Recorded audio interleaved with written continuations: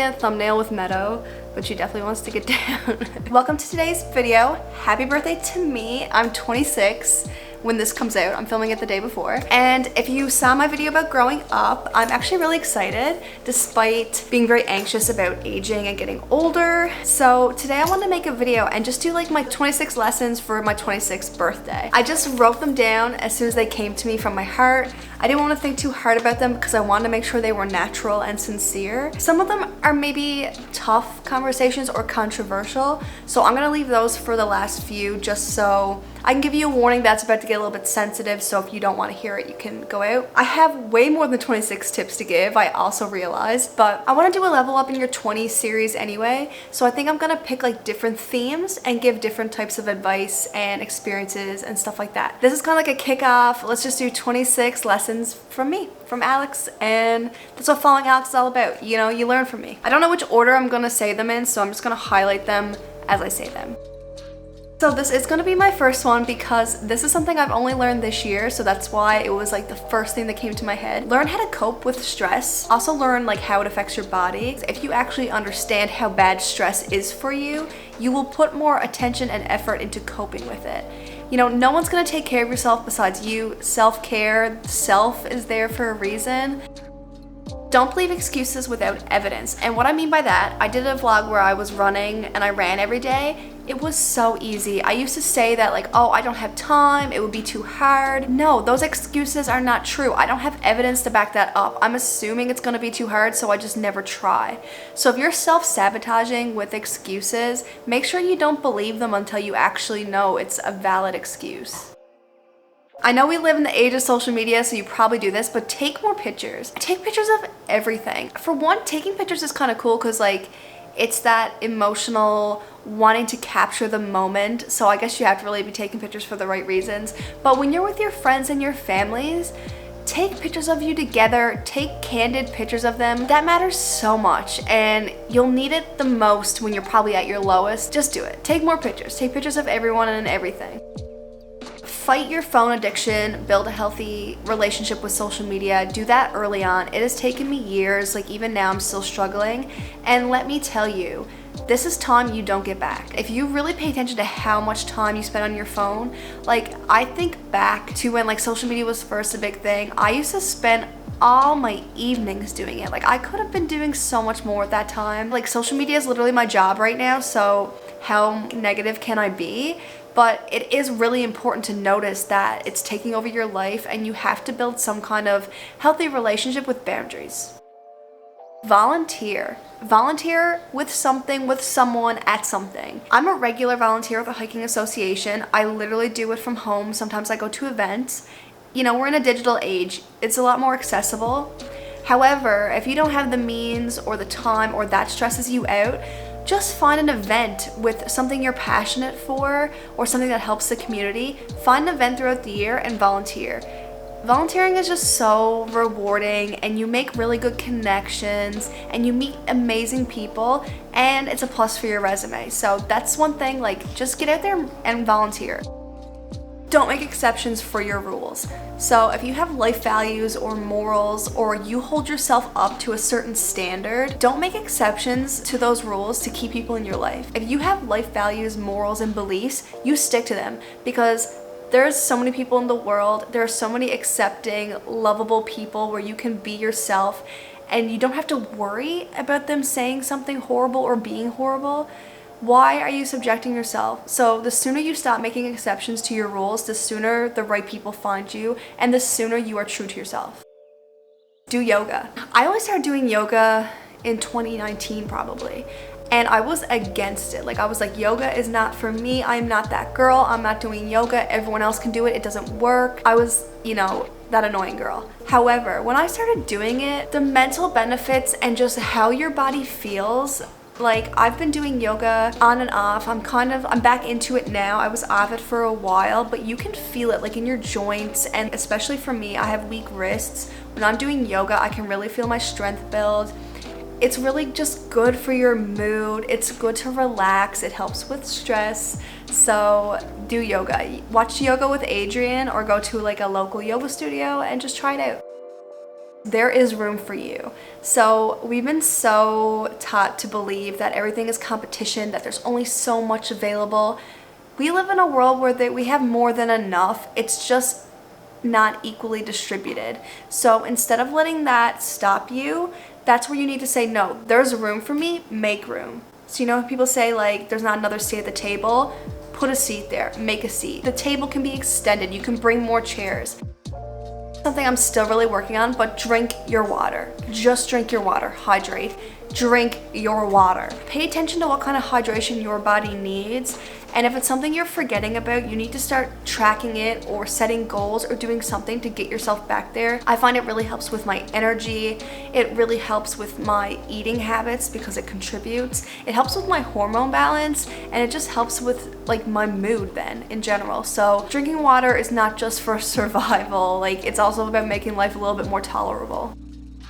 Number 11 might be a tough pill to swallow, but your feelings are not fact. If you are really being emotional and you're letting that play into something else, like you are letting that influence the correctness of a situation, how you act, how professional you act, things like that, you need to reevaluate. That's when you need to sit down and say, okay, why do I feel this way? Is it valid? Now what can I do? Don't just have a reaction that is gonna hurt you or someone else. Try to make it productive. And feelings not being fact also applies to mental health. And when you're upset, feeling hopeless and sad is valid and you're feeling it, but it's not fact. It's not set in stone. So it's kind of about learning how to process your emotions and realizing that there's a better way to handle it, and you need to kind of figure out your coping mechanisms. I probably should have left that one for the end because it's probably a little bit more controversial, but keep a budget or some kind of spending tracker. Listen, I hear ya. I am just living paycheck to paycheck. I'm not saving. It's really hard for a lot of us these days to save money. Keeping a budget or a spending tracker, if you're not really budgeting, but you still want to track where the money is going and how much, I really suggest you do that. It's a good wake-up call. It's good to catch things. It's good to see where you can save money. It's good for planning things in the future. It's good for when you have to do your taxes or when something comes up. Okay, your biggest regret, or if you don't have regrets, your biggest disappointment in your life will be caring too much about what people think. I'm 25. I'm 26. I have had the same dream since I've probably been in junior high. Like without a doubt. My overall life goals have been the same, but I have just suppressed them more and more because I'm trying to fit someone else's idea of what I should be. So I only started vlogging now when I'm 25. I started blogging a couple of years ago. I started getting into photography and social media a little bit more, but I could have reached so many milestones by now if I would have just said screw what everyone thinks and did what was true to me. So stop letting it control you. I am still dealing with it, but I promise you that is a big goal for me being 26.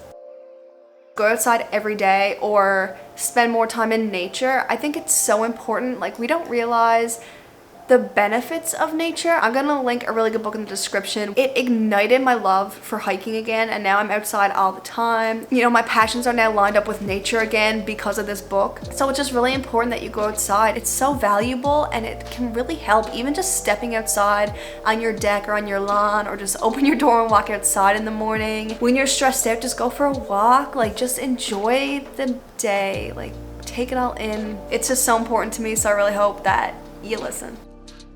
So embrace your hobbies. This kind of comes from the one about being afraid to be who you are and not letting people's opinions control you, things like that. Your hobbies are important and they deserve your time. Not every hobby needs to be turned into a career because sometimes that can spoil it for you. Just don't neglect your hobbies, embrace them. If people think they're weird, tell them to try to be more interesting. I'm just over it. I'm over trying to impress people. I've done it for so long. I'm finally happy. I feel like I'm who I am, and by my own definition, almost. If you're gonna quit, quit early.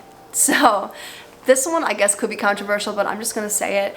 There's like a quote in sledding, in something, in relationships, if you're gonna bail, bail early before it like crashes, you know what I mean? If you are in a situation, and I'm not saying you have to quit right now, but if you are in a relationship, if you are in a friendship, if you are in school, if you are in a job, anything, that you know is not long term. It's not working for you. There are so many holes. It's about to fall apart. Don't hold on to that for dear life. I know it sucks when things come to an end and it feels like the end of the world. Like, my world has probably ended like 5 times, 10 times for the amount of things that I was so dramatic about coming to a close.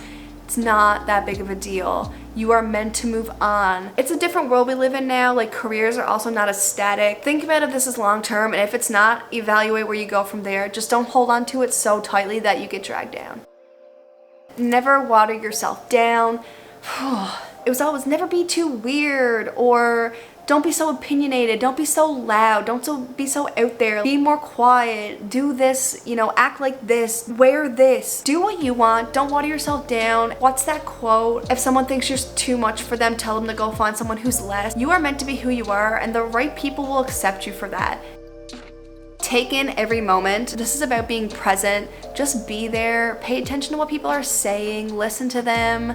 Look at them, admire their eye color, admire the color of the sky. Like, not to be all woo-woo, but you're only gonna get that moment once. You can't have the same moment twice.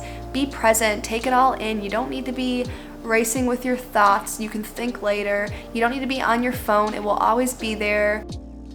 Get some kind of journal. It doesn't have to be a Dear Diary. It could literally just be where you plan your goals. It could be where you do like tarot readings. It can be dream journal. It can be hiking journal.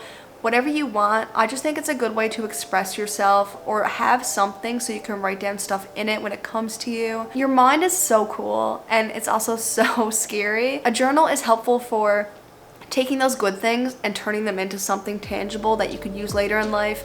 And it's also a good way to evaluate the bad thoughts in your head and really work through them. Read always. If reading isn't accessible to you, audiobooks. If not, some form of where you can absorb information. I gave up on reading because I was in school and I was so busy, but reading is like an escape. It is a cool way to connect with other people. You guys are like consuming the same thing. It just teaches you and inspires you, and I just love reading. I'm really passionate about it, so always read. The next one is figure out your own path. Don't let people steer you or try to direct you or say they know what's best for you. Figure out what you like. Take as much time as it takes to figure that out. You don't need to go right to school. You don't need to go right to your career. You can have a bunch of different jobs before you land somewhere you actually like. It can change. It can evolve. Stop thinking that you have to take this one course that someone planned for you. You can be successful in many ways. We're all talented in different ways. We all learn in different ways. Instead of challenging that to fit some kind of norm, do your own thing. Do your own thing. You'll be successful as long as you are being yourself. Connection is everything. Connecting with people, meeting people, hearing their stories is so valuable. Pay attention to what people say. I'm a very social, awkward person, and this is one of my lessons because it's so important to hear what people have to say and appreciate what you get from that. It's so cool to hear about someone's life and what they've been through. I mean, you're listening to mine right now. So connection is everything. Be willing and open to connect with other people. Warning for you all, we're about to get controversial. I'm gonna be talking about, the first few are more about just like forgiveness, which is not really a trigger warning, but then I'm gonna talk about clothing and size. So if you're triggered by weight and things like that, you might wanna not listen. And the last one has to do with abuse. So if you don't wanna hear it, that's totally fine. It's just something I will not feel right not including in this. You're stronger than you know. That's not really controversial, but how I learned that is, you know, hard. There's a couple things in my life that I dreaded happening. I thought about it so much. I scared myself so much, and it happened. The most horrible thing in the world I've ever experienced in my life. I was okay. It sounds weird to say that. You know, are you heartless? I grieved for a really long time. I'm probably still grieving. It's left damage in my life, and it terrified me, but I'm still here, and I've learned from it and I've grown from it. And although I wish nothing sad or bad had to happen to anybody ever, I think it's important to realize that despite the badness, despite being at a really low place, you can come out of it, and when you come out of it, you're gonna be better for it, even if it takes a long time to get out of that, you know? So just remember, you're stronger than you know. I don't believe in second chances. I'm just gonna say it. I don't believe in second chances. Now, if somebody does something like not completely hurtful, just a little hiccup that you don't really like, or a little fight, like obviously that's not even giving someone a second chance. That's just working together and getting over it and moving past it. When it comes to friends completely lying to you or going behind your back or hurting you, when it comes to cheating, just like betrayals, like these big things that people are so fast to forgive and say people can change. If you think someone can change, they don't change in a day. If they were in a place where they could do that to you, they need to grow and they need to learn, and they probably need to go to therapy. It's not gonna work in one day. Even if they regret it, even if it makes them miserable and they can't believe they did it, there's still so much they need to work through, because those feelings didn't just come right after it happened. They obviously knew before that it might suck to do it, but they did it anyway. So I just don't believe in second chances. I don't know if you can heal that part of your relationship. Although you can be on good terms with this person, a second chance means that you go back to what you were. A second chance means a second shot at something. It's never going to be the same. You're better off just, cutting your losses and moving forward with it. It doesn't mean you have to cut that person out of your life, but it does mean you just have to move on. So whether that means moving on or that means moving to a different type of relationship or interaction with that person, that's just something you have to accept. So that's what I mean by that. Not everybody deserves the benefit of the doubt. Not every person is a good person. Not every person is going to act in your best interest. Not every person holds the same kind of values you do. So before you make a decision, you might weigh how it impacts other people. Some people do, and then they think. Stop giving people the benefit of the doubt unless they've proven to you that they are deserving of it. Don't put people on this pedestal or idolize them without being able to critique them because you think they're perfect and they could do no wrong. Not everybody is worthy of that, so instead of just throwing that around, make people earn it. Pick clothes for comfort, not size. When I was growing up, I was like a size 0, 00, and when those numbers used to go up, as I obviously grew into my body, I used to squeeze myself into the most uncomfortable clothes because I wanted to wear this size, and then it wouldn't complement my body. I would look and feel uncomfortable. Why would you do that to yourself? And it really stems from obviously this whole horrible societal norm we've pushed on women to be super small and fit into these numbers that are also not universal. It's just so detrimental to your mental health. So if you buy something and the size doesn't work for you, or you're trying something on, instead of feeling like crap because the small or the medium or the large doesn't fit, just go up a size or down a size.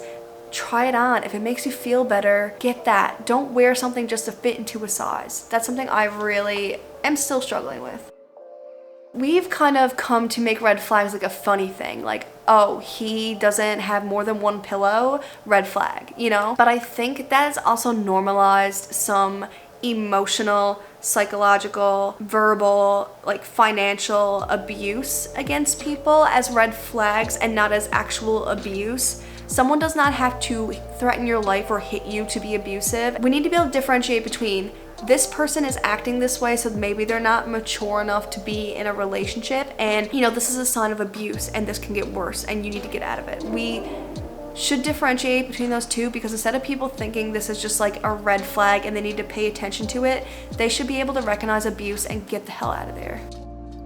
So number 27, you can delete whoever you want off social media. Social media is a space where you can set boundaries. I don't care if it's family, I don't care if it's your best friend. If they are getting on with something that is making you uncomfortable, causing you anxiety, or is just downright disrespectful and you don't want to see it, you can delete them. You don't have to see it. Social media is a weird space. People can just throw stuff in your face that you never asked to see. So you need to take responsibility of controlling if they have that access to you. And my final tip, which is my favorite one of all, you are allowed to be a multi-dimensional person. You are allowed to be someone who has different sides to you, and those different sides can come at different times.